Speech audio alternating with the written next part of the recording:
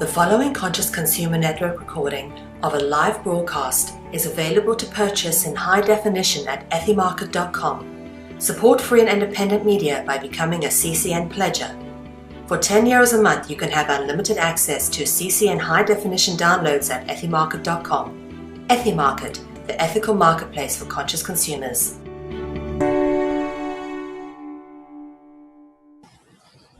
Noé commença à cultiver la terre et planta de la vigne. Il but du vin, s'enivra et se découvrit au milieu de sa tente. Cham, père de Canaan, vit la nudité de son père. Il le rapporta dehors à ses deux frères. Alors, Sem et Japheth prirent le manteau, le mirent sur leurs épaules, marchèrent à reculons et couvrirent la nudité de leur père. Comme leur visage était détourné, ils ne virent point la nudité de leur père.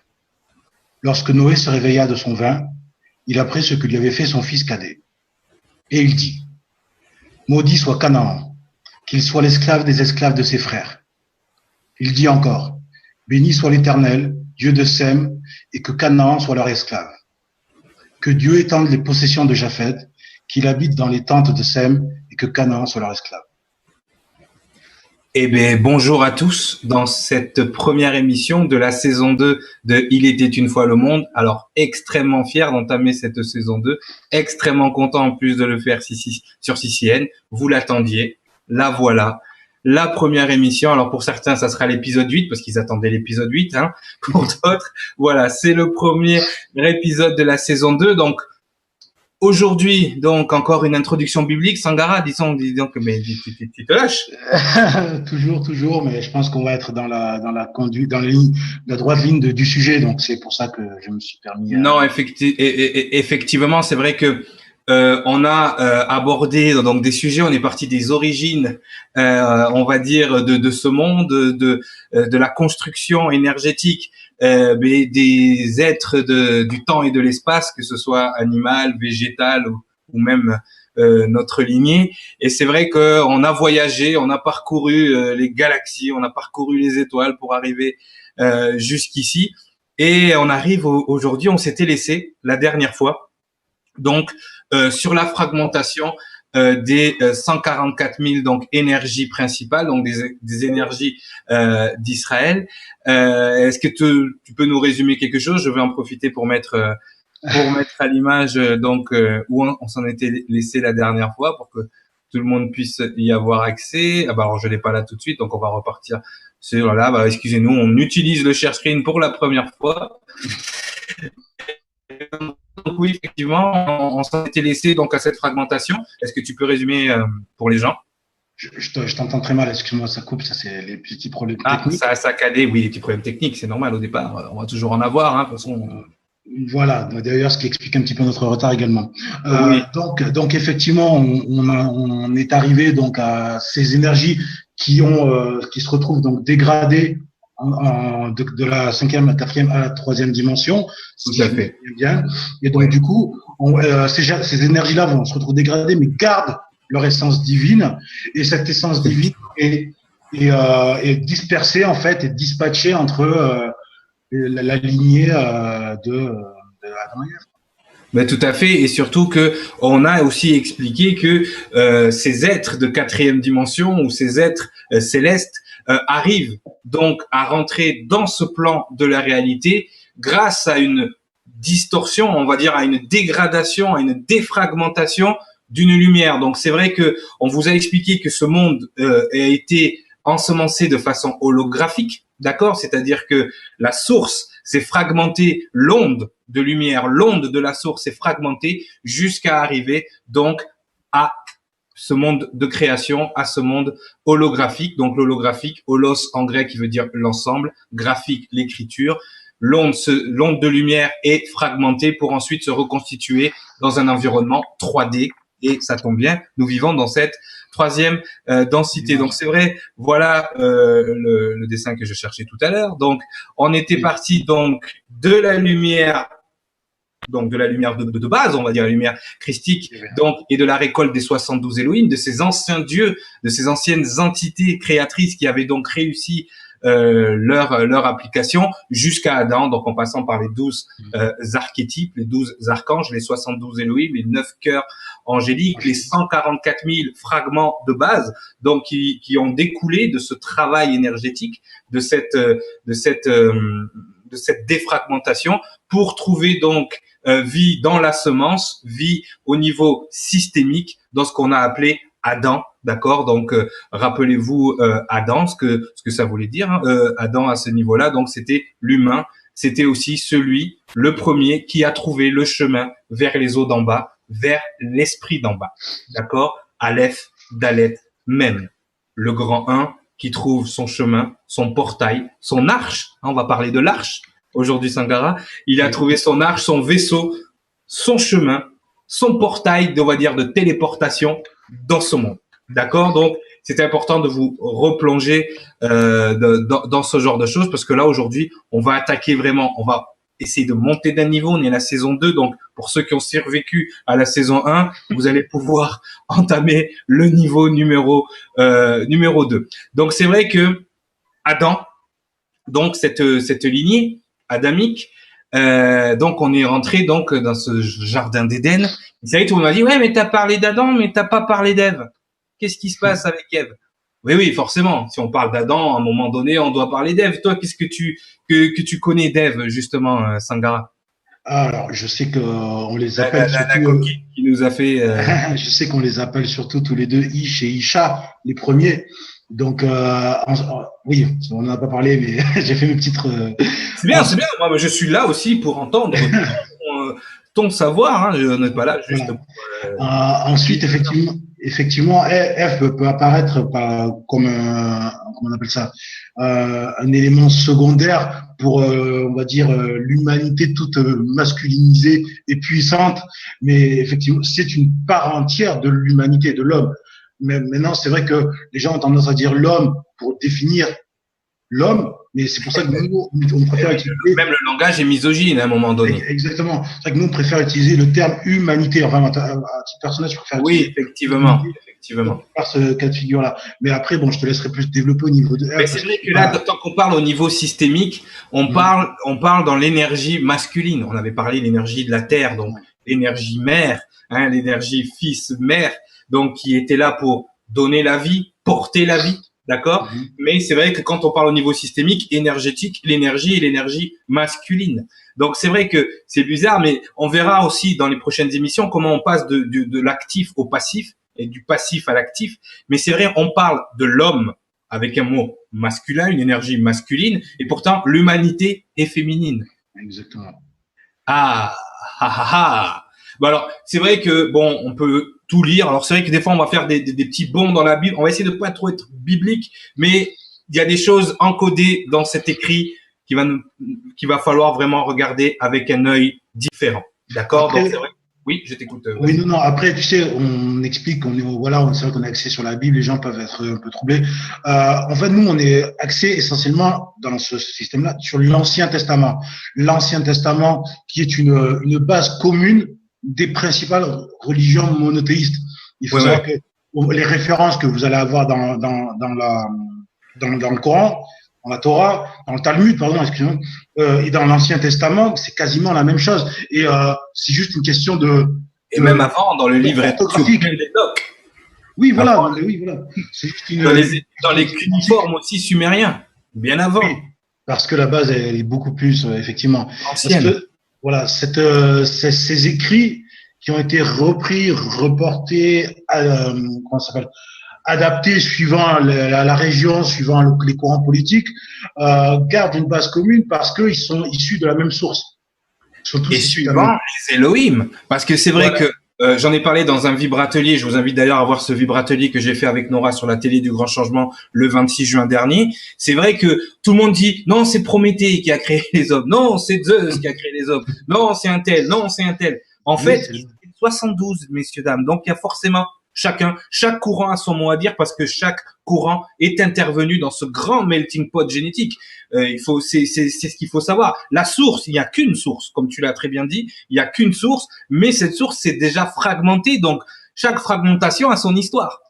Chaque partie a son histoire et on va le voir ensuite dans les différentes lignées de adamiques, parce qu'il y en a plusieurs, il y a plusieurs divisions, mais c'est vrai que chaque courant a son histoire et chaque histoire a un vécu, a un courant de pensée, a une culture. Donc évidemment, à chaque fois que l'énergie se fragmente, elle s'affaiblit. C'est-à-dire qu'elle s'affaiblit dans le sens que l'information du départ commence à s'édulcorer et commence à se colorer au gré des courants, au gré de chaque Elohim, au gré de chaque énergie créatrice. On peut, mais le point commun de l'information, la ligne directrice de l'information reste la même.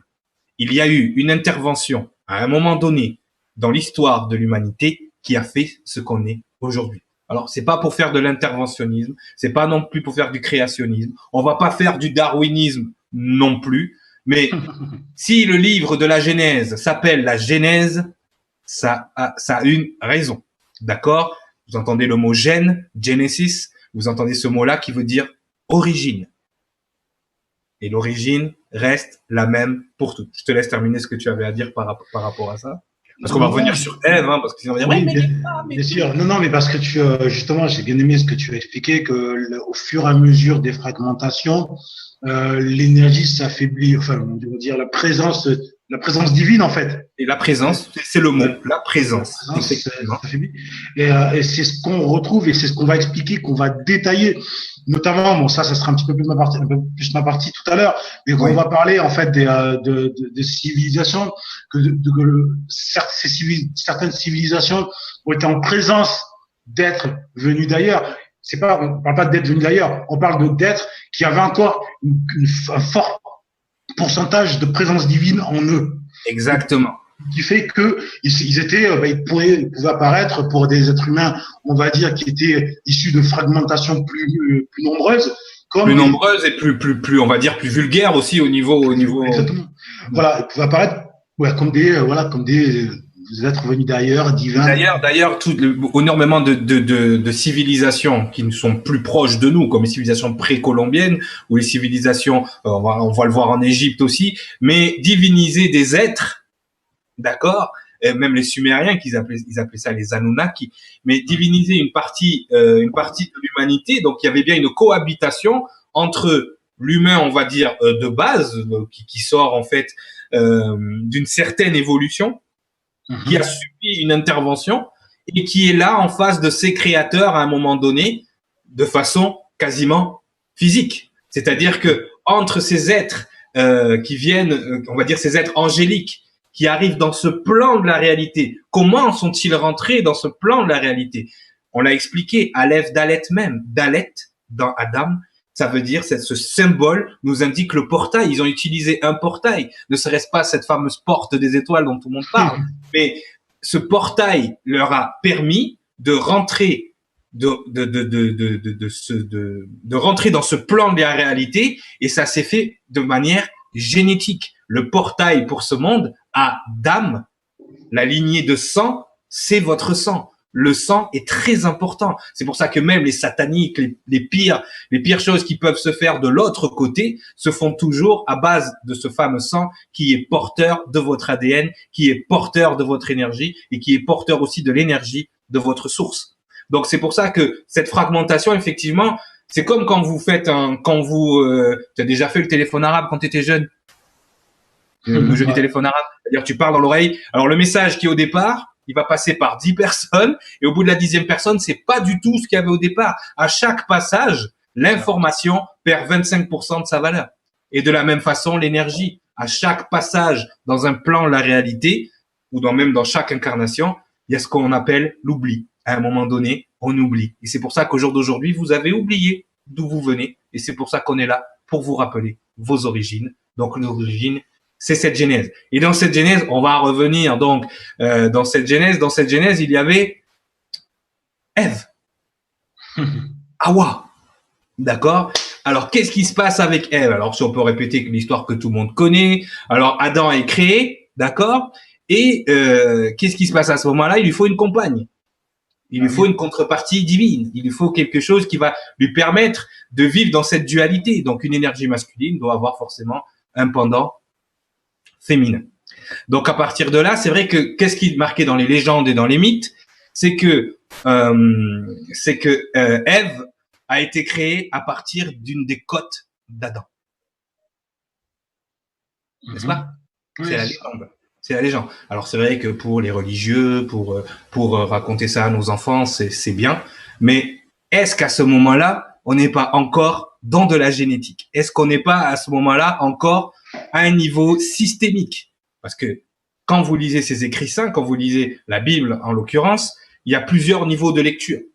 Et je vais vous montrer à quel niveau systémique on pouvait être donc à ce moment-là. Donc on va faire un petit peu de dessin. Alors je suis pas armé là. Hein, si vous regardez les émissions d'Essentiel de Claire Thomas, vous allez non, moi je suis pas du tout voilà un dessinateur. Tu m'entends Sandara? Je t'entends très bien et je vois très bien ce que tu es en train de faire. Bon, tu vois ce que je fais? Tu vois mon dessin? Alors, Adam en fait, si on parle au niveau systémique, c'est le chromosome mâle. Quel est le chromosome mâle? Ah, t'oublies, on oublie toujours. Non, X. C'est X ou non? Non? Non, c'est Y. X. Oui. Non, c'est Y. Oui, tu vas y arriver. Ah, Bon, vous avez déjà vu un chromosome, alors je dessine très mal. Hein. Donc voilà, un chromosome, ça ressemble un peu à ça. Voilà, un petit peu, on va dire, hein. Voilà, j'essaye de faire de mon mieux, hein, parce que c'est pas facile, hein, je suis pas un dessinateur. Voilà, disons que c'est un chromosome, ça ressemble à un X un peu. Oui. Ok. Oui. Oui. Maintenant, j'ai besoin, à partir de ce chromosome, de créer une femme. Et il faut que j'enlève la côte. Je vais enlever la côte. Je vais enlever une côte. Hop, j'enlève une côte. Ah. Et avec cette côte-là, je vais créer la femme.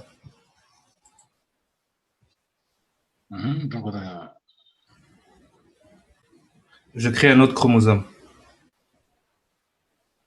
Je suis parti d'un X, je me retrouve avec un Y, parce que j'ai enlevé une côte. Et là, j'ai le X de madame. Adam et Ève. Présentation, Adam et Ève sont jolis, ils sont beaux. Ils sont tout nus dans le jardin d'Éden. Tu les vois? Voilà. Donc, voilà comment, au niveau systémique, on peut interpréter, encore une fois, génétiquement, la Genèse. D'accord? Donc, on va revenir à nos moutons, parce que vraiment, mon dessin, il était vraiment pas beau. Donc voilà. Donc c'est quand même énorme de pouvoir faire ces ponts entre les différentes informations. Qu'est-ce qui s'est passé donc dans ce fameux jardin d'Éden, donc Sankara avec Adam et Ève? D'après la légende, ils vivaient, on va dire, le bonheur simple. Oui, enlève-moi ton truc là. Moi, la pomme. Voilà, ils vivaient le bonheur simple jusqu'à un reptilien.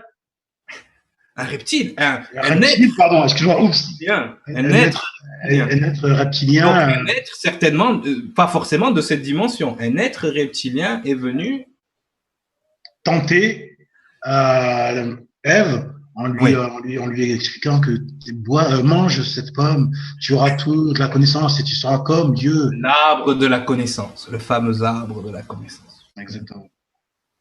Et donc, à ce moment-là, qu'est-ce qui se fait? Alors, ça, c'est symptomatique parce que quand vous ne connaissez pas vraiment comment se passent les dimensions, c'est vrai qu'un être de 4e dimension est pas forcément un être avec un corps physique. Et qu'est-ce qui se passe au moment où Adam et Ève écoutent l'être reptilien? Ils commencent à se rendre compte qu'ils sont tout nus. Pourquoi avant ils ne l'avaient pas vu? Peut-être parce qu'ils n'avaient pas encore conscience de leur corps physique. Et en goûtant le fruit, ils sont passés d'être de 4e dimension à être de 3e dimension. Ils sont rentrés dans la matière. Et en rentrant dans la matière, ils ont pris conscience de leur corps et ils avaient honte. Je suis tout nu, le Bangala a l'air comme ça. Et ils se sont cachés. Ils ont pris conscience. Donc, à ce moment-là, on se rend compte que Adam et Ève sont des entités créées à un niveau énergétique et non pas à un niveau physique. Et ce n'est qu'en voulant goûter à l'arbre de la connaissance, qui est donc l'arbre de Lucifer, d'accord, qui est contrairement à l'arbre de vie, qui est l'arbre du Christ Michael, mais en goûtant à la 3e dimension, ils ont descendu en vibration et se sont rendus compte qu'ils avaient un corps physique.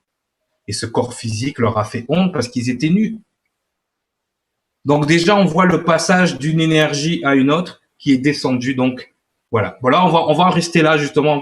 On va clore le sujet parce qu'on fera vraiment des émissions spécifiques. C'est vrai que là, première saison, on est passé très vite sur certaines choses. Deuxième saison, ça va être la même chose, mais c'est pour vous replacer dans un contexte. Je te trouve circonspect. Non, juste pour clôturer le sujet, reprendre ce que tu as dit tout à l'heure. Tu sais, moi, je suis très dans les citations bibliques en ce moment. Je vais t'en faire une petite qui va résumer ce que tu as dit juste avant. Oui. Nous oublions ce qui s'est passé autrefois et ceux qui viendront ensuite oublieront à leur tour ce qui va se passer après nous. L'Ecclésiaste 1.11. Voilà, cet oubli. Chaque fois que l'énergie descend, elle s'abaisse. Ce qui remet très fortement en question la théorie de Darwin. Pourquoi? Parce que Darwin, nous sommes une évolution énergétique du singe, une évolution génétique qui viendrait du singe jusqu'à l'homme. D'accord? Mais si l'énergie, en fait, à chaque fois qu'elle se propage, s'affaiblit, comment on peut être dans une évolution montante? Après, peut-être il explique, parce que tu as très bien défini à plusieurs reprises que tu as le corps, tu as l'esprit, et que à ce niveau-là, effectivement, que peut-être que l'animal se développe avec ses capacités, mais que sa particule divine diminue au fur et à mesure. Tu vois ce que je veux dire? Est-ce qu'on n'est pas dans ce processus-là, en fait? Ce qui va se passer, c'est qu'il faut se remettre en tête ce qui s'est passé dans la saison 1, justement, que toutes ces transgressions de ces êtres qui avaient conscience encore de leur grosse partie divine, d'accord, pouvaient posséder la matière, donc pouvaient voler le travail d'un autre Elohim, d'un autre Dieu, et que le système adamique, je vais l'expliquer encore dans le Vibratelier, on le reprendra dans les prochaines émissions quand on va expliquer le système karmique, mais que le nouveau système, le système adamique, a été mis en place pour que rien d'autre ne puisse venir s'accrocher à cette molécule d'ADN. C'est-à-dire que rien d'autre puisse venir voler le travail de chaque fragment. C'est-à-dire que toi, tu as fait ton travail pendant des années. C'est pas pour que quelqu'un vienne posséder la créature que tu as créée et prendre la lumière qui s'y trouve. Le système adamique est là pour protéger ça. C'est pour ça que le firmament est mis autour de la planète pour que rien de ce qui est pré-adamique remonte dans l'astral et que rien qui est en haut ne descende et que les créatures qui viennent d'être créées soient uniquement reliées à leur source par le fameux fil d'argent. Et rien d'autre que leur source ou rien d'autre que de leur arbre de vie ne peut rentrer en eux. Chaque graine va devenir son propre arbre de vie, mais il va falloir qu'ils goûtent chaque fois à l'arbre de la connaissance cette dimension. Donc, il faut pas perdre de vue que toute la lignée adamique a été créée pour protéger le travail de chaque être évolutif, d'accord? Protéger chaque évolution de chaque Elohim. Et surtout, en même temps, au passage, nettoyer les distorsions, le vieux karma créé par les civilisations pré-adamiques. Donc, si tu ne perds pas ça de vue, tu te dis que finalement, rien d'autre que l'ADN qui est descendu ne peut évoluer. L'ADN, lui, évolue, mais comment un être, tu le vois très bien au niveau des animaux. C'est très simple. Tous les chiens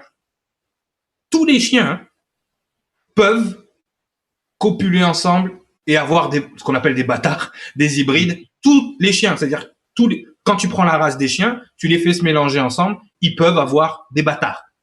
C'est la même chose pour les chevaux. Tu prends un cheval et un zèbre, ils vont pouvoir faire un truc. Tu vois ce que je veux dire? C'est la même chose pour plein de groupes d'animaux. D'accord? C'est valable pour tous les animaux. À chaque fois, ils peuvent. Par contre, un cheval ne peut pas aller avec un chien, et etc. D'accord? Mais il y a beaucoup de races qui peuvent, tu vois, un lapin avec un lièvre, tu vois, même des fois, j'ai vu presque des trucs bizarres avec des chats. Mais bon, c'est possible. D'accord? Par contre, un singe et un être humain, ça fonctionnera pas. Et pourtant, c'est des primates.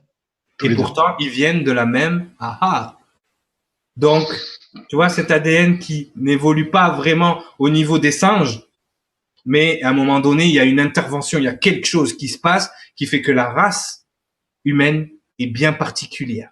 Elle ne peut se mélanger à rien d'autre. Et même à l'intérieur de ce qu'on pense être les hommes, il y a 3 catégories. Et ces catégories-là ne peuvent pas. C'est pour ça qu'on a certaines lignées de familles qu'on appelait les Illuminati, qui copulent uniquement entre eux, ils ne se mélangent pas. Parce que ça marcherait pas. Parce que leur ADN n'est pas le même que celui des 70% d'humains de la race adamique. D'accord, donc ça, on reviendra aussi. On va y arriver petit à petit. Oui, petit à petit. Est-ce que tu as quelque chose à rajouter pour conclure là-dessus ou on peut enchaîner? Donc, Adam et Ève, donc, comme on dit en anglais, cast down. Ils arrivent donc dans ce niveau de densité et bien sûr, ils ont des enfants. Donc, les plus connus sont Abel, Caïn et Seth. 3 garçons. Waouh! Au début, ils ont eu des filles aussi, mais bon. Ces 3 garçons qui vont être donc au départ de 2 lignées parce que malheureusement, qu'est-ce qui va arriver à Abel? Il va avoir un petit souci avec son frère Caïn. Voilà, les deux plus grands frères, qu'est-ce qui va se passer? Ça va être compliqué. Toi, tu connais l'histoire, tu peux la raconter, vas-y, pour les gens. Il était une fois le monde, il était une fois. Oui, bon, en fait, alors, il faut que je me remette vraiment dans l'histoire. Bon, il y a eu un conflit entre Abel et Caïn, issu en fait. En train de jardiner, hein, toujours voilà. La parabole du jardin. On sème, on jardine, on récolte. Hein, ça, c'est très prépondérant dans la Bible. Et donc, à l'issue de ce jardinage, il devait y avoir une récompense de la part donc, de leur père. Sauf que l'un a été récompensé, l'autre non, et que l'autre a mal pris le fait de ne pas avoir de récompense, et il a tué dans une dispute, il a tué en gros, c'est ça, voilà. Et il a été chassé à ce moment-là du jardin d'Éden. Le jardin d'ADN, comme je l'appelle. Et c'est étrange parce qu'au moment où il est chassé, il dit quand même une phrase symptomatique. Ça, je dis ça pour les religieux qui pensent que à ce moment-là, il n'y a que le jardin d'Éden et les petits oiseaux. Il dit à ce moment-là, il demande au Créateur, non, ne me chasse pas, ils vont me tuer. De qui il parle, ils? C'est qui ils? Ah, c'est peut-être, on verra plus tard, qui sont ils. Mais pour l'instant, c'est vrai que personne ne se pose la question. Comme personne se posait la question quand le Créateur dit « Faisons les hommes à notre image ». C'est qui faisons? C'est qui on? Puisque tout le monde pense que le Créateur était tout seul et qu'en 7 jours, il a créé. Non, non. Donc, c'est pour ça, bien lire, bien faire les traductions dans ces passages. Donc, on a donc dans cette lignée, donc on a Abel, Caïn, donc Caïn qui tue Abel et Caïn qui est chassé, et on a le troisième petit frère dont personne ne parle, et pourtant c'est lui qui est au départ de la vraie, c'est lui qui est au départ de la vraie lignée adamique, puisque c'est lui qui va donc d'Adam, c'est Seth, d'accord, et Seth va être le premier d'une descendance qui va aller jusqu'à Moïse, jusqu'à même plus loin, mais on va aller aujourd'hui jusqu'à Noé, de Seth jusqu'à Noé, parce que c'est vraiment important, il y a quelque chose qui se passe à ce moment-là, d'accord? Donc, toi, qu'est-ce que, par exemple, bon, tu sais, tout le monde parle du déluge de Noé, tout le monde parle de ce genre de choses. Est-ce que toi, tu as quelque chose à dire par rapport à ça, par rapport à tes connaissances? Je sais que on me dit tu laisses pas assez parler Sangara, le pauvre. Alors. Non, vous inquiétez pas, tout va bien. Alors. Effectivement, déjà, il faut se dire une chose. On n'est pas là sur le déluge, le seul, déjà. On a sur les voilà, non, sur le dernier en date, mais il y en a voilà. une. Voilà, sur les précédentes émissions, on a pu l'évoquer. On a pu évoquer les cataclysmes, notamment, je pense à la dernière Chronique de la Liberté, où on a parlé en fait de cette guerre des étoiles qui a entraîné des extinctions massives d'êtres humains. Donc là, on est sur le dernier déluge. Alors, on n'est pas là en termes on va dire, de frise historique dans la classification des créationnistes. Parce que les créationnistes, si on les écoute, le dernier déluge, il a lieu il y a 6000 ans. Ouais. Pour être, voilà, là, on est dans on n'est pas du tout là-dedans. On est dans un cataclysme qui est l'issue de la perdition des civilisations antédiluviennes. Donc, on parlait la dernière fois des Atlantes et de Mu, et qu'à partir de là, donc, voyant la genèse et le résultat. Et voilà, la genèse est le commencement de ce que nous sommes aujourd'hui, mais n'est pas le commencement de la présence humaine sur cette planète. Voilà. On va dire des hominidés ou des anthropoïdes. Voilà, exactement. Donc voilà, c'est le début du commencement de notre nouvelle histoire. Tout à fait. Voilà. La nouvelle Ensuite, alliance. là, j'ai pas voulu le dire. J'étais à Là, deux tu peux doigts le dire, allez, soyons fous. j'étais à deux doigts de le dire, mais voilà, c'est le On va commencement mettre du le truc. troisième doigt et puis on y va. Ensuite, en ce qui concerne donc plus précisément le cas de la descendance d'Adam, ils sont, on est là limité, le jardin d'Éden est limité dans un secteur. Excuse-moi, je suis toujours dans le, tu vois. Secteur géographique terrien, Voilà. mais aussi secteur astral. Exactement. Mais toujours bien délimité. Et là, toi, la dernière fois, tu as dit oui, on va pas trop faire d'histoire. Mais moi, j'ai envie de faire un petit peu Oui, vas-y, c'est ton j'ai envie travail. de faire un petit peu le parallèle en fait avec le développement, parce que vous avez souvent des archéologues qui vont vous expliquer. Donc là, on est dans le darwinisme, que voilà, il y a eu plusieurs espèces d'hominidés. C'est une réalité, c'est un fait. Oui. Il suffit de creuser à des endroits bien précis qu'on vous le confirme. Mais qu'est-ce qui différencie ces hominidés de nous, en fait? C'est l'ADN qui a changé.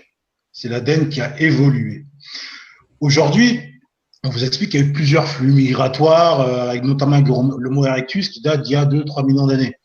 Mais c'est rien de plus que des races anciennes qui ont vu leur extinction au fur et à mesure que notre ADN s'affinait pour arriver à ce que nous sommes aujourd'hui et pour prendre on va dire, parce qu'il fallait une race qui fait une évolution qui prenne le relais des civilisations antédiluviennes qui, elles, étaient entre la 4e et la 5e dimension, qui se sont parfois, comme tu le disais très bien tout à l'heure, incarnées en fait, parce que pouvait passer entre la 3e, la 4e, sans oui, en fait, c'est le principe de possession, c'est-à-dire que là, on pouvait posséder la matière à ce moment-là, voilà, qui n'a rien à voir avec le processus d'incarnation, le processus par la naissance, et est vraiment différent, où les entités doivent passer par ce cap de la naissance et par ce cycle karmique qui les aide à nettoyer déjà le karma et en plus à évoluer l'ADN. Concrètement vers quelque chose de plus angélique, mais c'est vrai que d'un autre côté, il y a encore au jour d'aujourd'hui des énergies qui qui possèdent la matière ou les créatures qu'ils créent au préalable de là-haut. Donc attention, il faut faire la distinction entre les deux. Voilà.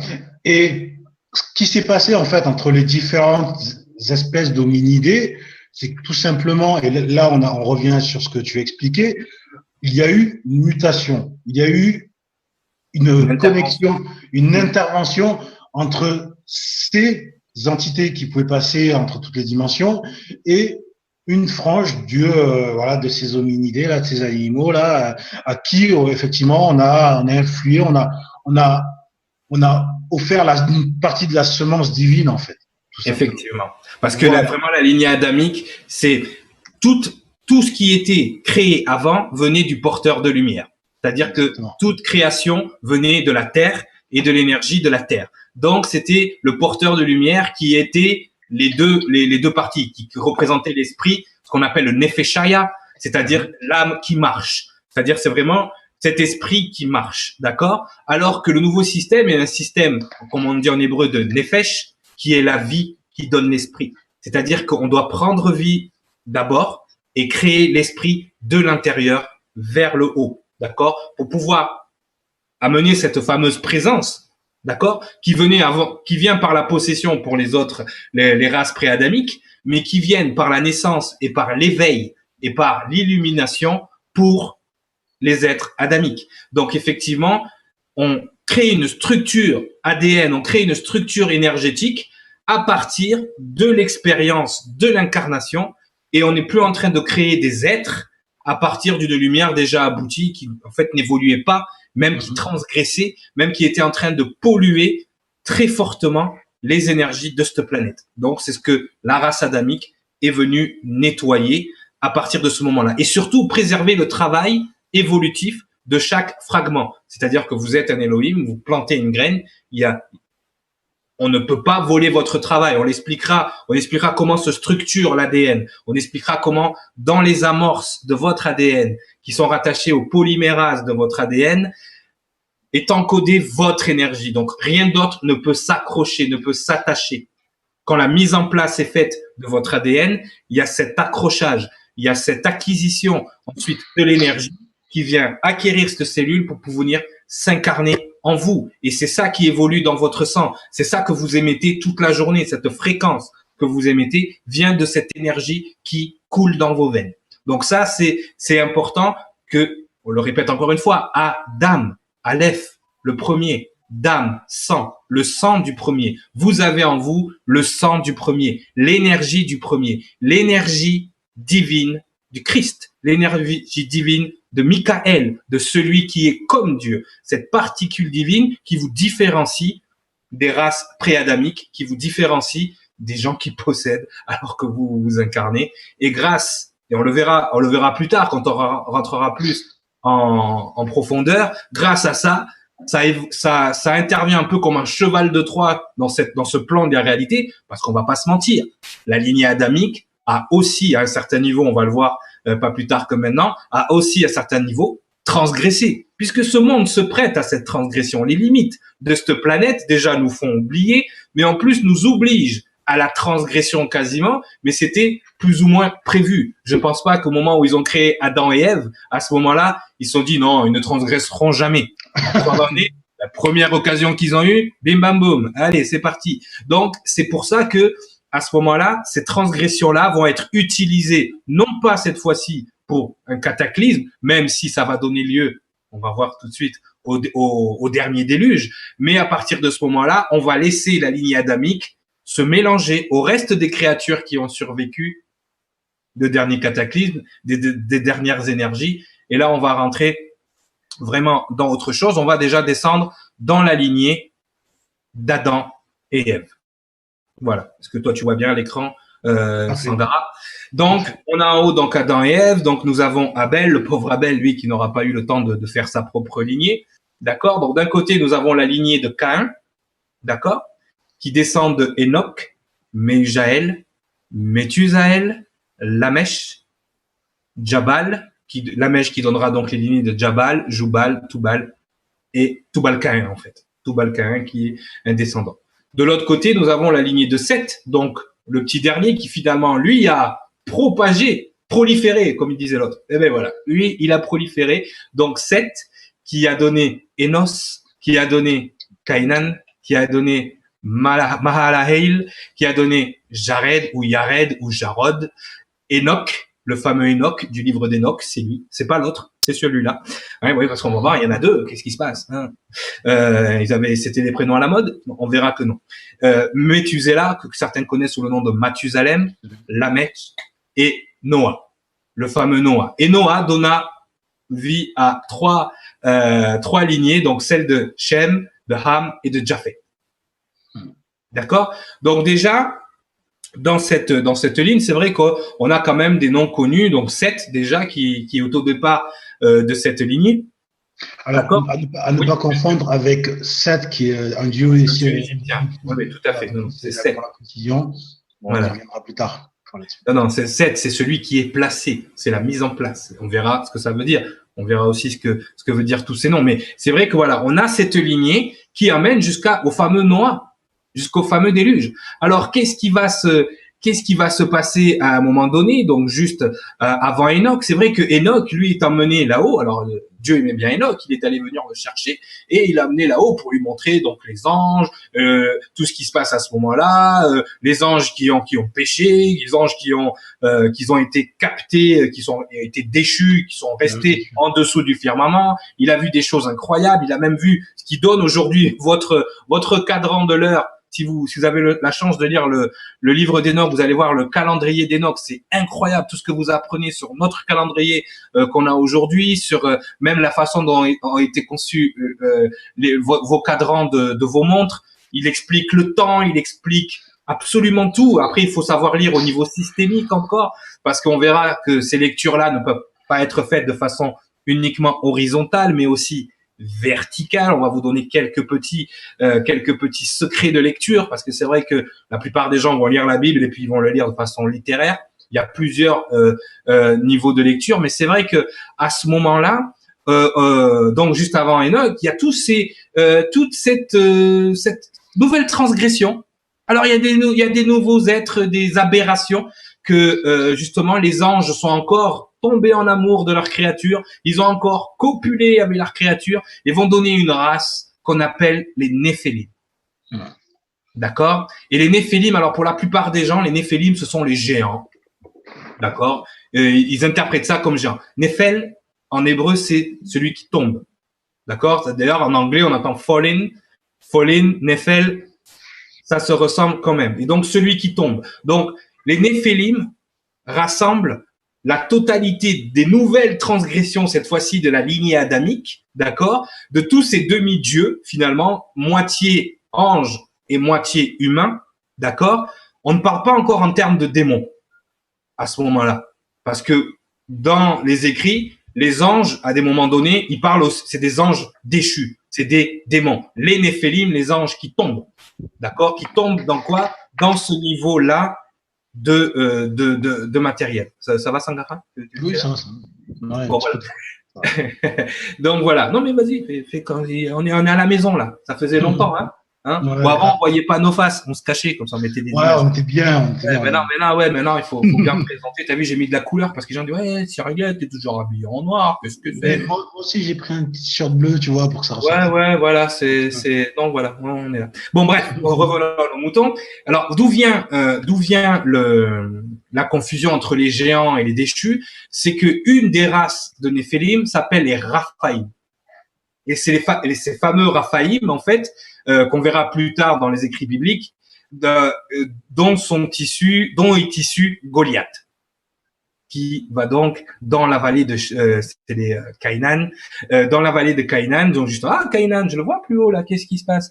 Dans ces vallées-là vont se battre, et vous connaissez l'histoire de David et Goliath. Donc c'est vrai qu'il y a une race de géants entre ces gens qui viennent d'en haut et la race humaine. D'ailleurs, les femmes qui enfantaient les Néphilim mouraient systématiquement parce qu'elles n'avaient ni la matrice de création, c'est-à-dire leur utérus, pour pouvoir contenir cette énergie, ni la taille, parce que quand vous donnez naissance à un géant, à un bébé qui est aussi grand que vous, vous éclatez. Excusez-moi, mesdames, c'est un peu gore ce que je suis en train de dire, mais effectivement, voilà. Donc, cet amalgame a été fait entre les Néphilim et les géants à cause de cette race de Néphilim qui était les Raphaïm.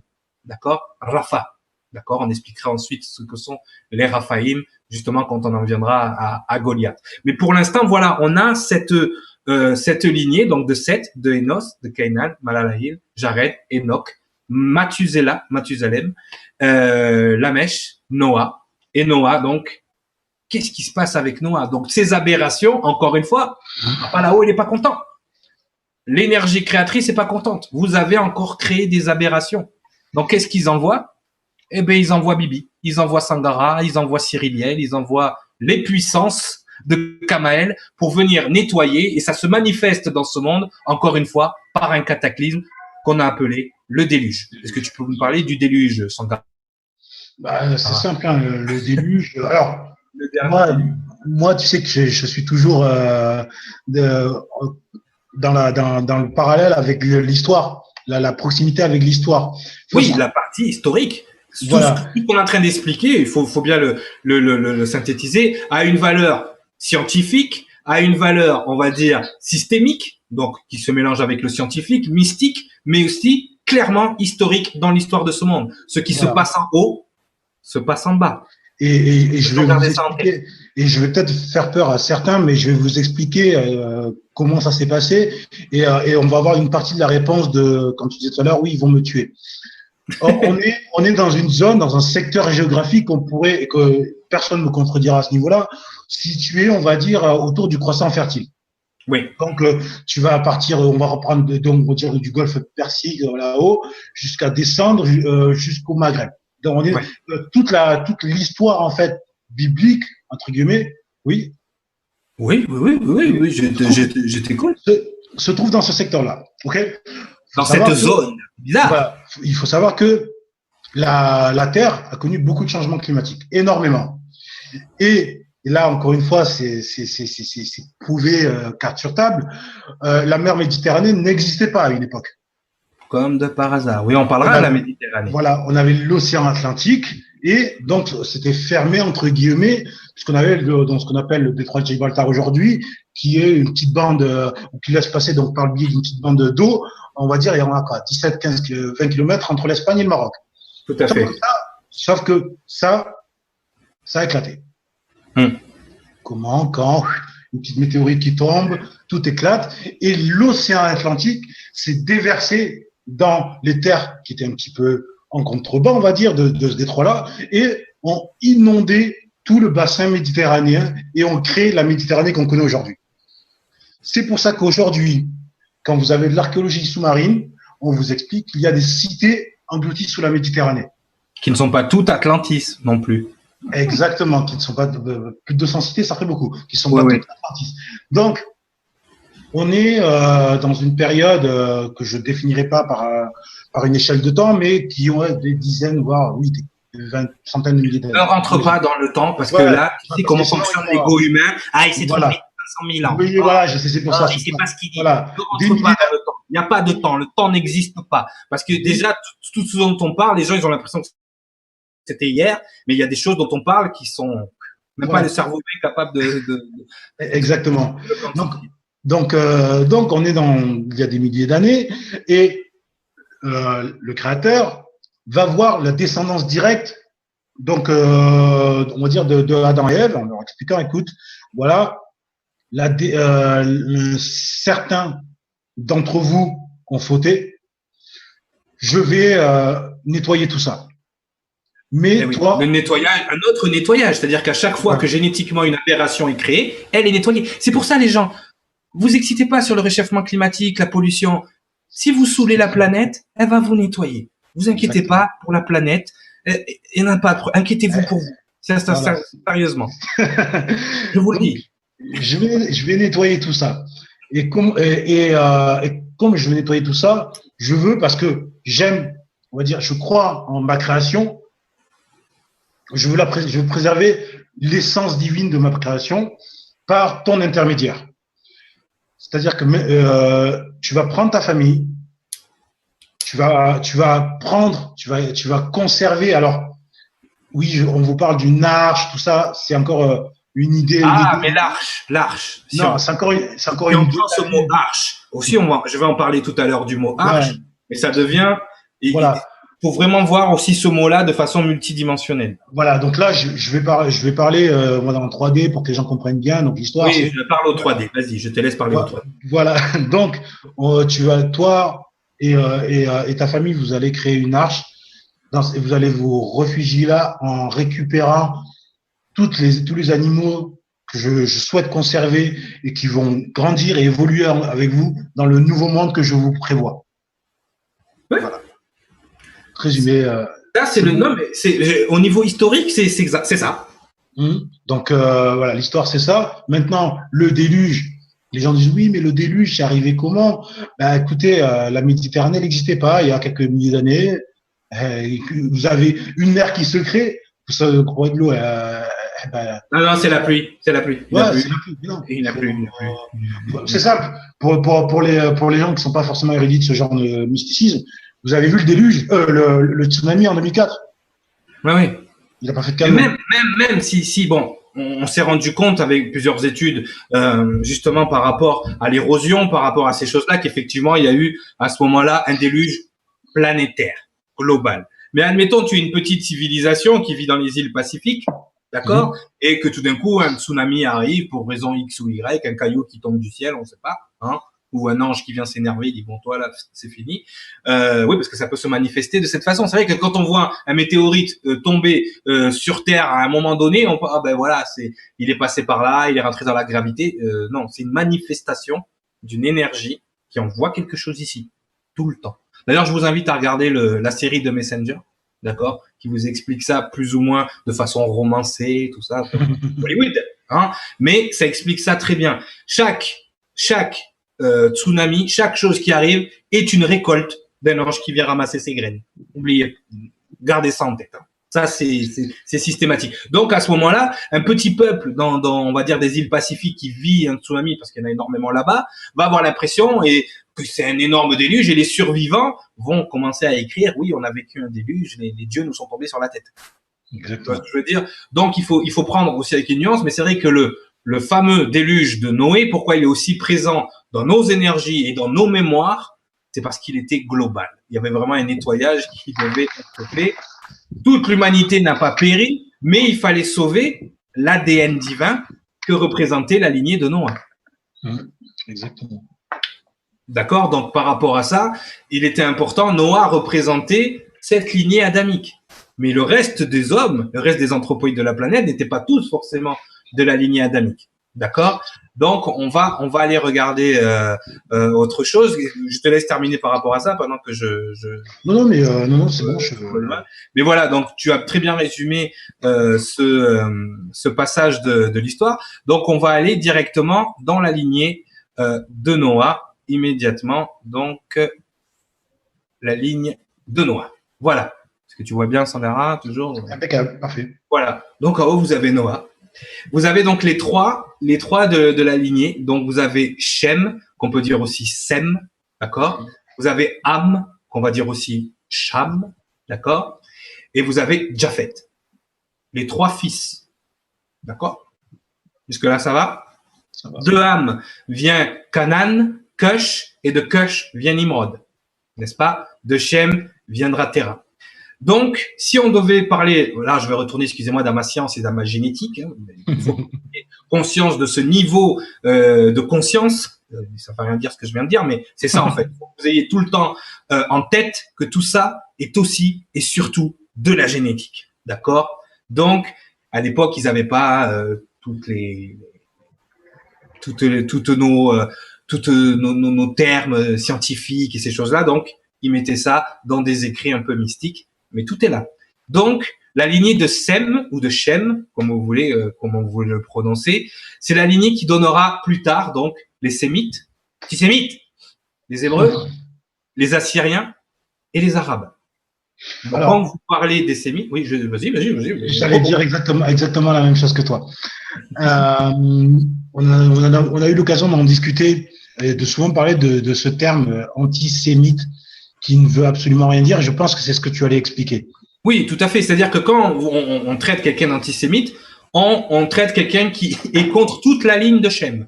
Voilà. Donc, ce n'est pas forcément que les descendants des Hébreux, les Juifs ou des choses comme ça. C'est vraiment, au niveau de l'humanité, c'est énorme. D'accord? Les Assyriens, les Arabes font partie de ce qu'on appelle les Sémites. D'accord? De la ligne de Sem, de la ligne de Shem. D'accord? Donc ça, c'est vraiment important de garder ça en tête. C'est une des lignées de la descendance de Noé.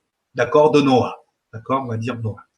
La lignée de Cham, dont tu vas nous parler toi tout à l'heure, Sangara. La lignée de Cham, en fait, nous amène vers tout ce qui est égyptien, canéen, éthiopien, africain. Donc c'est une ligne qui nous tient, nous, à cœur, puisque nous descendons de cette ligne-là.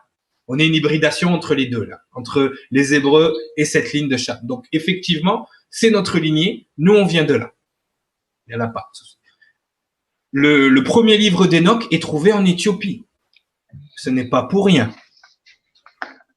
D'accord? Et ensuite, vous avez la ligne de Japhet. Donc, là, Japhet, c'est tout ce qui est, donc là, on va dire au niveau racial, donc les Grecs, les Indo-Européens, donc les Indiens et les Européens, et les Mèdes. Donc, vous avez ces trois grandes lignées sur la planète, donc, qui vont générer l'humanité, les fameux 70% de la lignée adamique partent de là, génétiquement parlant. Donc, vous avez les Sem, les Sémites, les Hébreux, les Assyriens, les Arabes, la lignée de Cham, les Égyptiens, les Canéens, les Éthiopiens, les Africains, Japhet, les Grecs, les Hindous, les Européens, les Mèdes. Tu voulais nous parler d'une de ces lignées en particulier, puisque ça fera l'objet de la prochaine émission en plus. Donc, nous allons partir, si j'ai bien compris, dans la lignée de Cham et des Canéens. C'est bien ça? Voilà, exactement. Alors, au début de l'émission, je vous ai lu donc un passage de la Bible qui correspond à la malédiction de Cham. Donc c'est une malédiction. Donc je vais vous le refaire rapidement. Donc Noé s'étant enivré, donc son fils Cham l'a vu dans sa nudité. Alors ça, c'est encore une fois, c'est l'histoire. sujette à de multiples interprétations. Cette fameuse nudité que l'on perçoit à chaque fois qu'on baisse d'un niveau d'énergie. Voilà. Donc à partir de là, du coup, il a maudit, mais il ne l'a pas maudit à lui. Il a maudit son fils Canaan. Voilà, donc ça, c'est la première erreur d'interprétation qu'on peut avoir, parce qu'on oublie la malédiction de Cham, on se dit bon, il a maudit, non, il a maudit la lignée à cause de Canaan. Voilà, son fils et la descendance de son fils. On parle bien de Canaan, pas d'autres de ses fils. Ok, Vous allez comprendre un peu plus tard pourquoi je précise bien à ce niveau-là. Donc, tu parlais tout à l'heure donc des 70% des humains. C'est représentant les lignées des 70%. C'est marrant parce que dans le chapitre 10 de la Genèse, on parle de la table des peuples ou de la table des nations, que ce soit dans la tradition juive. Et c'est là le détail, en fait, la descendance des fils de Noé. Donc, qui représente environ les 70 premières nations qui se sont développées. Et c'est marrant que ce chiffre revienne sur la terre. Donc, effectivement, comme tu disais tout à l'heure, Cham a eu des fils, donc qui sont Cush, Micraïm et Put, qui ont peuplé l'Éthiopie, l'Égypte et l'Arabie Saoudite. L'Arabie, respectivement. Donc, quand on parle de Canaan, ses descendants, ils ont habité le pays de Canaan. On y reviendra tout à l'heure. Je pense qu'on y reviendra un petit peu plus tard, parce que c'est ce pays, c'est cette terre-là que Dieu a offert à Abraham, un Hébreu descendant de la lignée de Sem. Et voilà d'où vient le bordel. Exactement. Donc, pour recentrer la malédiction de Noé sur Cham, par son fils, par l'éternité de son fils. Donc, il maudit Canaan. Le Canaan s'installe dans une région. Et quelques milliers d'années plus tard, Dieu dit à Abraham, la terre promise se passe là-bas. Il y a déjà quelqu'un là-bas. Donc, c'est l'interprétation de la malédiction de Noé. Et ça, les gens, ils font pas forcément le rapprochement. Et souvent dans les traditions chrétiennes, cette malédiction n'a pas été imputée aux descendants de Canaan, mais aux descendants de Cush, qui est l'un des autres fils de Shem. Donc Cush, voilà, qui est le fils de Cham et petit-fils de Noé, qui est le père de Séba, Awila, Sapta, Rama, Septka et Nimrod. Nimrod, j'ai vu à tes souhaits. Voilà. Donc, on dit de Cush que c'est l'ancêtre des Cushites. Donc, les Cushites, c'est un terme que vous avez peut-être dû déjà entendre, associé dans la Bible au sud de l'Égypte et de l'Éthiopie. Oui. Donc, je vous laisse imaginer la couleur de peau de ces gens-là. Hein? Non, ils étaient blancs aux yeux bleus. Voilà. Et donc, ils s'appelaient Jean-Pierre et Bernard et Luc et Marc et voilà, c'était leur nom. Voilà. Alors au passage, l'Éthiopie qui vient du grec, qui veut dire visage, terre des hommes, visage brûlé. Hein, au passage. Bon, ça c'est pour la petite. Ouais, c'est pas qu'ils sont restés trop longtemps. C'est comme les rednecks. C'est parce qu'ils restent trop longtemps au soleil, ils sont rouges. Voilà. Mais on dit aussi de Cush que c'est l'ancêtre des groupes de Mésopotamie. Et là, vous allez dire, mais la Mésopotamie, c'est un petit peu bizarre, puisqu'il est le père de Nimrod. Et que Nimrod, je vais y venir un peu plus tard, est considéré comme le premier roi de la terre. Donc déjà là, vous commencez à me dire, mais qu'est-ce qu'il me raconte? C'est bizarre. Mais on expliquera aussi la royauté. Exactement. Mais excusez-moi avec ma génétique encore, mais énergétiquement, on va dire ce qu'est une royauté. Voilà. L'investiture canonique des rois. On en parlera plus tard. Donc, Cush, père de Nimrod, et donc vu comme l'ancêtre des Kassites, de Babylonie, de Séphora. Les Babyloniens, on en parlera des Babyloniens. Voilà. Séphora, la femme de Moïse. Hein. Oui. Donc, tu sais, une fois qu'il est chassé d'Égypte, voilà, il se marie avec Séphora, on la présente comme une bédouine dans, on va dire, l'imaginaire collectif aujourd'hui. C'est pour ça qu'on a des actrices qui sont, on va dire, de type latin, alors qu'elle est considérée comme une Cushite. Cushite. Le pays de Cush, il est localisé, suivant l'Ancien Testament, au sud de la Haute-Égypte. Et s'étendrait jusqu'au nord de la Nubie. Donc, dans les sources égyptiennes, bref, on est vraiment là dans quelque chose qui est l'Afrique, la corne de l'Afrique. C'est l'Afrique comment? C'est comment toi tu veux dire que Séphora là, c'était Séphorine comme ça? Voilà, exactement. Mais les gens vont commencer à avoir peur là si je leur dis. Mais vous dites non, comment? Alors, Quoi?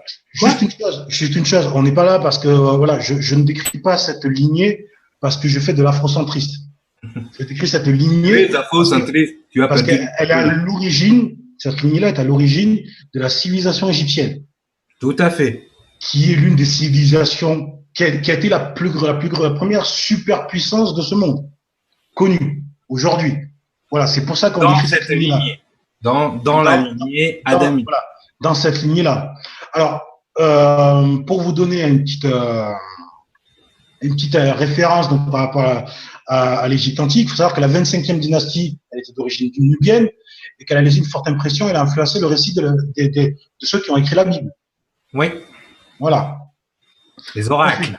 Exactement. Donc, on va revenir vite fait sur Nimrod, parce que tu en as parlé et tu l'as mis en avant dans ton tableau.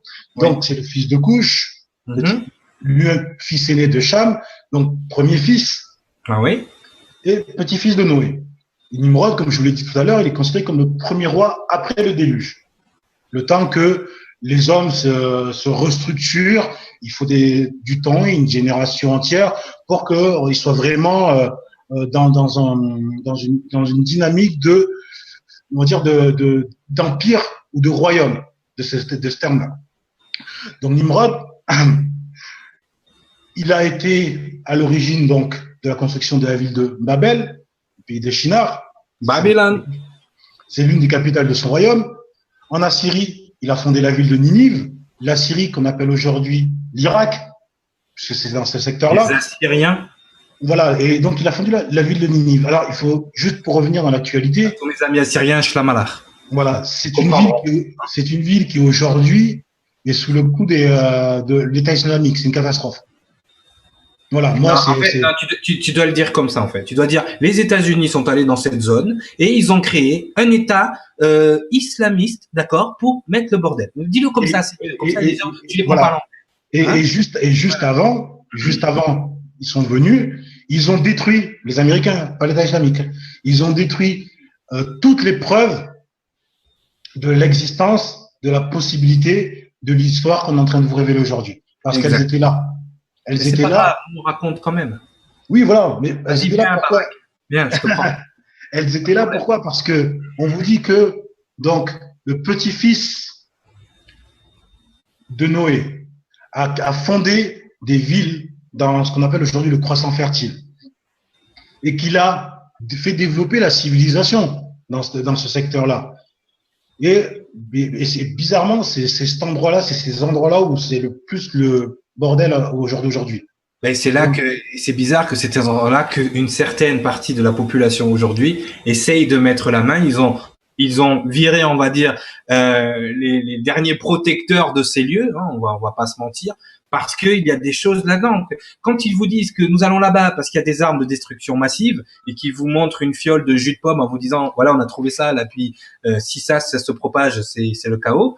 Non, ce coin du monde recèle les plus grands artefacts, les plus grandes preuves, les plus grandes, on va dire, anciennes technologies dont on va vous parler durant nos émissions. Toutes là-bas, toutes les preuves sont dans cette zone-là. Et absolument tout. Tous les écrits, les monuments, tout est en train de… Heureusement, il y a eu des photos, il y a eu des choses, il y a quand même des archives, mais tous les monuments sont inscrits, d'accord, avec ce qu'on appelle la fleur de vie. Et vous verrez que cette fleur de vie, on en parlera, on la décryptera dans Il était une fois le monde, parce que c'est un symbole qui est très énergétique, et vous savez à quel point je suis rattaché aux énergies. Voilà, donc c'est très important. Mais c'est vrai que cette partie-là, on verra dans la prochaine émission. Pourquoi on vous parle de cette lignée-là en particulier? Parce que l'Égypte va conditionner énormément de choses au niveau de la lignée adamique, au niveau de votre âme au jour d'aujourd'hui, au niveau du secteur angélique, au niveau de ce on nous a demandé d'aller faire dans ces zones-là, d'aller récupérer. On va parler de Moïse, on va parler de la circoncision, un moment très important, la circoncision aussi qui se passe au niveau physique, hein, on se couper la bistouquette, mais aussi au niveau systémique, au niveau énergétique. Qu'est-ce qui se passe au moment de ce baptême D'accord, on en parlera aussi plus tard. On va remettre un peu l'église au milieu du village par rapport à ça, parce que c'est vrai que tout le monde, la circoncision, est-ce qu'il faut pas, est-ce que c'est hygiénique ou pas hygiénique? Déjà, la question c'est pas ça, c'est qu'est-ce que c'est vraiment la circoncision. Paul de Tarse nous le dira plus tard. Ce qui est vraiment la circoncision, on en parlera aussi. Mais c'est vrai que cette zone dont tu es en train de vous parler, Sangara, et cette lignée en particulier sont vraiment sont le début de vraiment d'une nouvelle histoire, d'accord, de quelque chose qui va être mis en place. Parce qu'au moment où on vous parle, la lignée adamique est encore soumise à l'ancien système, plus ou moins. C'est-à-dire que ce système d'incarnation dans le premier-né, comme il y avait avant, toutes ces choses-là, on a caché la lignée adamique parmi les pré-adamiques, donc forcément, pour se cacher, il faut qu'elle passe dans la masse, d'accord? Il faut qu'elle n'ait pas l'air d'être ce qu'elles sont. Le fameux sceau de la circoncision va marquer à jamais le peuple hébreu dans cette zone-là. Et justement, bon, on disait que c'était des esclaves, des doulos. On en parlera aussi par rapport à cette tension entre le peuple de Shem à ce moment-là et le peuple de Cham, d'accord? Donc on reviendra là-dessus aussi. Le fameux exode, on en parlera aussi. Qu'est-ce que ça voulait dire? Encore la séparation des eaux. On est parti dans la Genèse avec la séparation des eaux d'en haut et la séparation des eaux d'en bas. On vous expliquera la séparation des eaux qui ont permis au peuple de Shem de s'échapper. Et donc toutes ces choses-là. Est-ce que tu avais quelque chose d'autre à rajouter? Bien sûr. Alors, je vais essayer de faire vite. Donc voilà. Donc là, je vous ai résumé un petit peu l'influence de cette lignée. J'aimerais terminer sur l'Égypte et sur les lignées divines. J'en ai parlé sur un de mes articles il y a quelques semaines sur Sicien. Prenons l'Égypte. Aujourd'hui, donc on voit l'Égypte s'appelle l'Égypte. Mais au temps de l'ancienne, de l'antiquité égyptienne, ils appelaient leur terre Kemet. Ça s'écrit KMT, mais c'est l'appelé Kemet. D'ailleurs, excuse-moi de te couper, si vous lisez le livre, enfin les tables de Thoth, il vous parle du peuple de Kem, qui est exactement le peuple père du peuple égyptien. Exactement. À lire aussi les tables d'émeraude. Et c'est pas pour rien s'il l'appelait comme ça. Donc on pourrait parler de l'étymologie. Donc Kemet, la racine biblique c'est Kam, Sham, Ham, et dans la tradition juive en fait, ce qui vous explique, juive et arabe d'ailleurs, hein, c'est que le peuple de Kemet était un peuple essentiellement de noirs aux cheveux crépus. Ah, tu tiens, attention. C'est juste pour la précision. Et là, les gens vont dire, ouais, mais son nom. J'arrête là. Monsieur, c'est des génétiques, hein, c'est raciste. Ouais, exactement. J'arrête là. T'as vu, je fais bien le 3D, hein, le 3D de base, hein, je le fais bien. Ouais, c'est très bien. C'est très bien. Je vais arrêter là pour vraiment dire le détail de la descendance. J'aimerais juste revenir sur l'égyptologie. Ça ne dérange pas.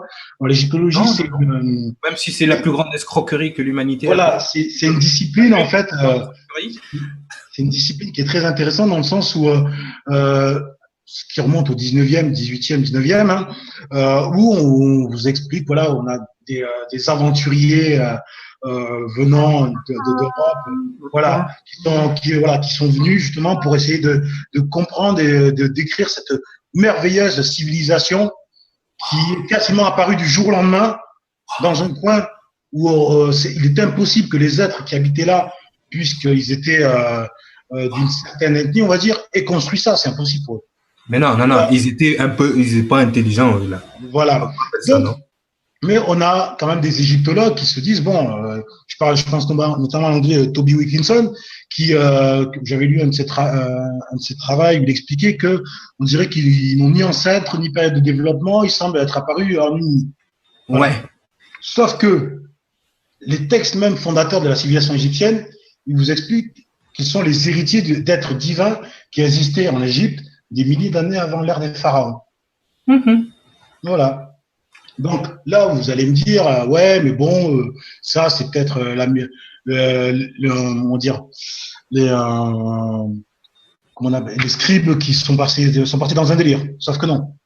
Parce que si vous allez aujourd'hui au musée d'égyptologie de Turin, vous allez avoir un document qui s'appelle le Papyrus de Turin. C'est un canon royal qui date de l'époque de Ramsès II. Il y a beaucoup de choses à Turin, hein, qui est remis en question. Le sensuaire, le papyrus. Le sensuaire, exact. Il y a beaucoup de choses. Qu'est-ce qu'ils ont à Turin là-bas, à part la Juventus, hein? Paul Pogba. Ouais, il n'y a pas le polo en France, là. Voilà. Et donc, dans ce papyrus, dans ce canon royal qui date de l'époque de Ramsès II, on trouve la liste de tous les pharaons ayant régné sur la terre d'Égypte. Ouais. Mais cette liste, elle comprend non seulement les pharaons historiques, mais aussi des pharaons divins venant d'ailleurs. Et d'ailleurs, excuse-moi, juste, ça tombe très bien. Je vais balancer un truc pendant que tu parles. On va éclairer tout ça, parce que tout à l'heure, on vous parlait des géants. Et donc, sur ce dessin, donc, vous voyez donc Merci. des êtres humains qui sont petits de taille. Et en arrière, vous avez ce géant. C'est un pharaon parce qu'il a la couronne de la Basse-Égypte. En plus, alors, il est là. Enfin, il est là. Et donc, à ce moment-là, qu'est-ce qui se passe? Il est très grand. Qu'est-ce qui se passe, Sangari? Pourquoi il est grand comme ça? Ne serait-ce pas le Néphélim de la Bible? Exactement. On est là dans le parfait exemple en fait de ce qu'on vous a expliqué tout à l'heure, à savoir que donc des anges. Mais il est grand le mec. Ouais, non, mais il est plus grand que toi. Hein, pourtant, t'es grand, toi. Ouais, oui, je sais. Donc des êtres divins se sont accouplés avec des êtres humains et ont régné dans les prémices des civilisations que nous connaissons pour nous être la base de la civilisation. Voilà, que ce soit l'Égypte, Sumer, etc. Là aussi, ça fait flipper, quoi. Qu'est-ce qui se passe? Pourquoi ils avaient des chapeaux comme ça? Qu'est-ce qui se passe? Voilà. Non, mais c'est quoi le projet là? Parce que t'as une tête. Moi, ma fille, elle est sortie, elle était comme ça parce qu'elle est sortie avec les spatules, tu vois. Et au début, j'ai fait une néphélim. Non, j'ai fait un bébé, c'est une néphélim. Mais non, en fait, non. Après, voilà. C'était juste les spatules. Mais c'est vrai qu'au départ, j'ai flippé un peu. J'ai regardé le docteur, m'a dit t'inquiète.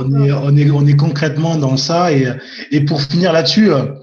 Sur ces lignées-là, justement, ce que tu es en train de nous montrer, qui illustre parfaitement mon propos, sur ce fameux papyrus de Turin, on vous explique que les lignées précédentes auraient régné durant plus de 13 000 ans avant l'avènement des pharaons. Je conclurai là-dessus pour la lignée de Cham. Mais merci, Sangara. Tu vois, quand tu veux, tu dis, ouais, Sangara, il parle pas de. Ferme-la, mais non, c'est pareil. Mais ouais, merci beaucoup parce que, sincèrement, j'apprécie ta présence depuis le départ qu'on fait cette émission tous les deux pour justement tout ce côté concret. C'est-à-dire que on ramène l'énergie. C'est-à-dire que moi, je vais parler des énergies d'en haut, toi, tu vas nous parler des énergies d'en bas, mais c'est vrai, quand j'ai vu ce dessin-là hier soir, je l'ai pris tout de suite parce que je me suis dit, justement, Sangara va nous en parler, c'est obligé. Puis c'est un vrai rapport entre les Néphélim dont on parlait tout à l'heure, ces fameux géants, ces Raphaïm, d'accord, et ce peuple-là de Canaan. Donc ça, c'est vraiment l'exemple que j'attendais. Je te remercie de ton intervention parce que c'est exactement ça. Donc, pour conclure, on va repartir dans les énergies parce qu'effectivement, on va passer toujours de l'un à l'autre parce que il est important, et ça, on va vraiment mettre le point là-dessus dans Il était une fois le monde saison 2, c'est qu'on va essayer plus que vous donner des informations que vous pouvez trouver un peu partout. Nous, on ne fait que remettre l'église au milieu du village ou vous rappeler des choses que vous savez déjà. Mais ce qui est important pour nous, c'est de vous apprendre à réfléchir d'une certaine façon. C'est-à-dire de ne plus réfléchir. Pour comprendre ces choses, vous ne pouvez plus réfléchir d'une façon moderne, d'accord? Et moi, je le fais déjà avec les gens que je peux avoir en coaching. Je le fais avec les gens à qui je dispense des fois des enseignements. Je ne donne que 70% de l'information pour que la personne trouve le 30%. Donc, on a toujours ce petit côté hermétique. C'est pour ça qu'on passe très vite sur certaines choses, pour vous obliger, vous, à aller faire des recherches, pour vous obliger, même vous, à aller chercher en vous les réponses. Parce que des fois, l'ego, il a tendance, quand on ne dit pas tout, à remplir les cases, remplir le 30% qui manque avec quelque chose qui lui fait plaisir. D'accord? Mais à la fin des épisodes de chaque saison, on vous apportera la réelle signification de toutes ces choses. Et c'est ce que je vais faire immédiatement parce que je vais repartir sur la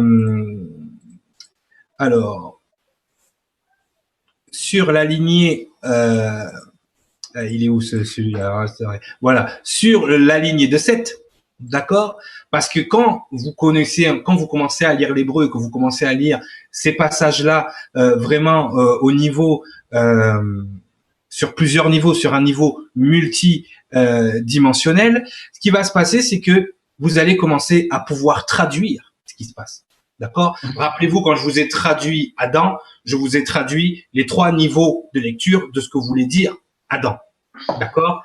Et je vais faire la même chose pour la lignée de Seth, vous allez voir quelque chose d'incroyable, va apparaître au milieu de l'histoire une autre histoire. C'est-à-dire que vous avez une histoire horizontale, mais il y a une lecture verticale de la lignée d'Adam, de la lignée de Seth.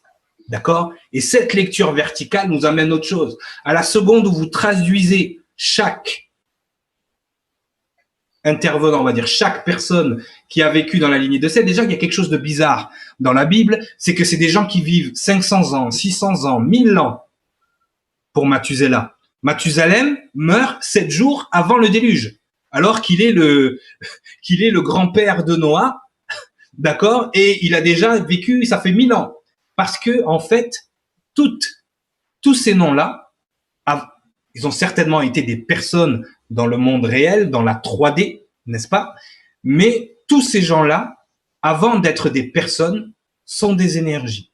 Donc, c'est pour ça qu'elles vivent aussi longtemps. Sont un patrimoine, un encodage de l'ADN à un moment précis. Une évolution de l'ADN adamique.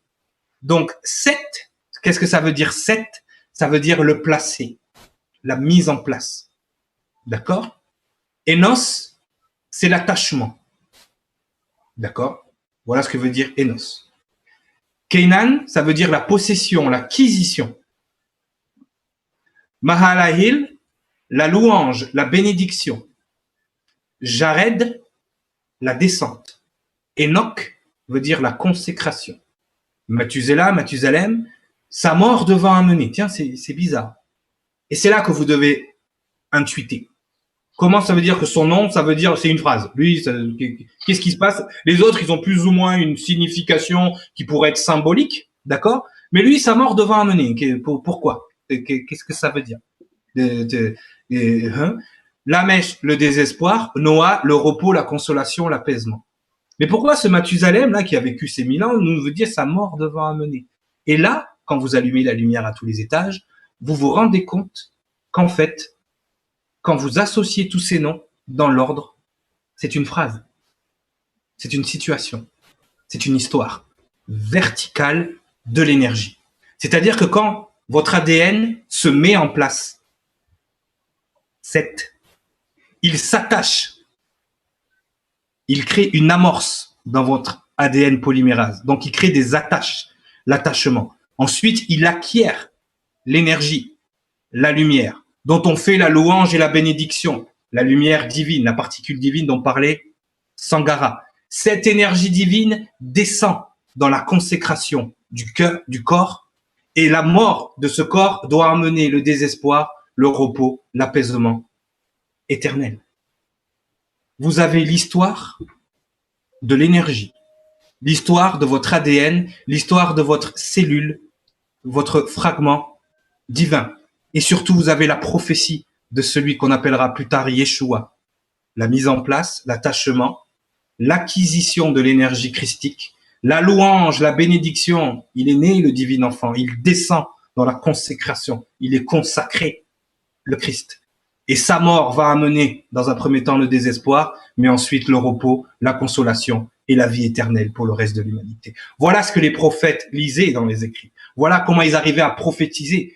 Cette lignée adamique est aussi une prophétie dans ces mots, dans ces phrases. Vous devez apprendre à lire. Bon, c'est vrai que moi, j'ai pas de mérite, d'accord, parce que j'ai ces informations de façon directe, d'accord. Mais vous qui n'avez peut-être pas encore accès à ces informations, essayez toujours de voir plusieurs niveaux de lecture dans ce que vous faites. Et c'est en lisant Methusélah, sa mort devant amener, que vous devez dire, mais comment ça se fait que son nom à lui, il représente quelque chose, il représente une phrase complète. Vous devez vous rendre compte qu'en fait, c'est vraiment une lecture transversale, une prophétie qui est écrite même dans les noms des structures de la lignée adamique. On vous explique, comme Adam, c'est celui qui trouve le chemin vers les eaux d'en bas. La numérologie nous indique qu'il va atteindre le niveau 9 d'altruisme total, le niveau de l'ascension. De la même façon, la lignée adamique vous explique, vous raconte une histoire, vous raconte exactement ce qu'il se passe à ce niveau-là, au niveau de cette énergie qui descend.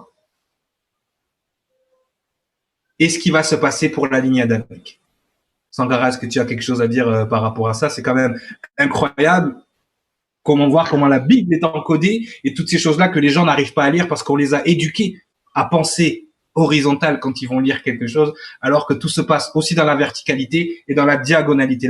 La Bible peut se lire dans tous les sens, de façon astrophysique, mystique, historique, ce que fait Sangara, de la façon historique. Moi, je vous explique la façon énergétique, on va dire scientifique, d'accord? Il y a un rapport mystique qui se rattache à ça, mais vous devez lire aussi les choses de cette façon. Et ce qui nous ramène à ça, c'est que du côté de Caïn, parce qu'on n'a pas parlé de Caïn, d'accord? Du côté de Caïn, bizarrement, on retrouve les mêmes prénoms. On retrouve Enoch, on retrouve Mathusaël, on retrouve Lamèche. Donc, c'est aussi une énergie qui descend et ça vous explique bien que ces mots-là ne sont plus que des mots et des noms, c'est des étapes dans l'ADN de chaque lignée. D'accord? On expliquera aussi la lignée de Caïn à un moment donné parce que la lignée de Caïn a aussi une incidence sur l'humanité. Mais pour l'instant, on va rester là.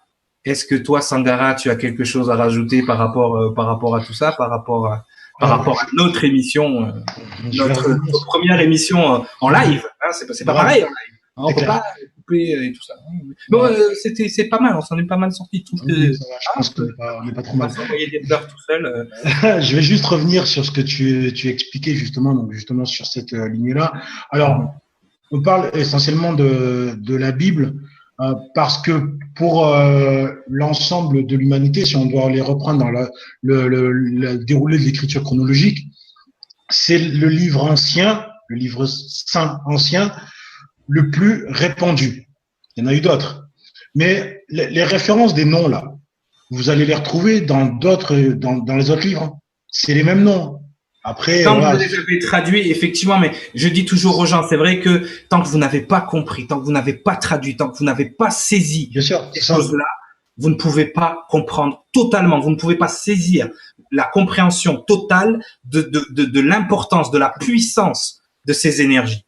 Tant que vous n'avez pas compris ça, c'est vrai que des fois on va aller lire à droite à gauche, on va avoir des définitions, même en discutant avec ma chère sœur Aïnaël, on s'est rendu compte que des fois on dit la même chose. Et que, à cause du mot qu'on utilise et à cause de la définition qu'il peut avoir pour d'autres, ça crée, on va dire, une différence. Voilà, une distorsion. Alors que quand on analyse les choses multidimensionnellement, les mots, ils n'existent plus. Et une fois qu'on acquiert cette science, ce savoir, de savoir lire les choses, de savoir comprendre les choses à ce niveau-là, il y a des gens qui vont appeler l'âme l'esprit, l'âme, Quand tu l'entends en hébreu, Nefeshaya, l'âme qui marche. Nefesh, la vie qui donne l'esprit, ça te dit déjà ce que ça fait. L'hébreu ne vous trahit pas. Quand vous arrivez à le lire de façon multidimensionnelle, il vous explique tout en long, en large. Alors que les mots à base de racines latines, d'accord, ne vous expliquent qu'une version horizontale de ce que sont les choses. C'est pour ça que les gens qui font de la numérologie, encore une fois, avec de l'alphabet latin, je me demande comment ils arrivent à trouver des trucs parce que moi, à part la valeur sonore et la valeur numérique, je vois rien dans l'alphabet latin. Juste la racine du mot, l'étymologie du mot, mais je ne vois pas l'énergie du mot. D'accord? Donc ça, c'est important de savoir lire les énergies. En tout cas, c'était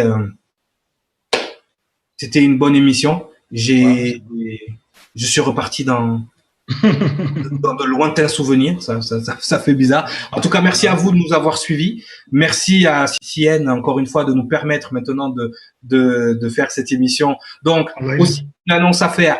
À partir de la semaine prochaine, Il était une fois le monde sera le dimanche à 18h30. Tous les dimanches, donc 18h30, le rendez-vous avec Sangara et Cyriliel pour Il était une fois le monde.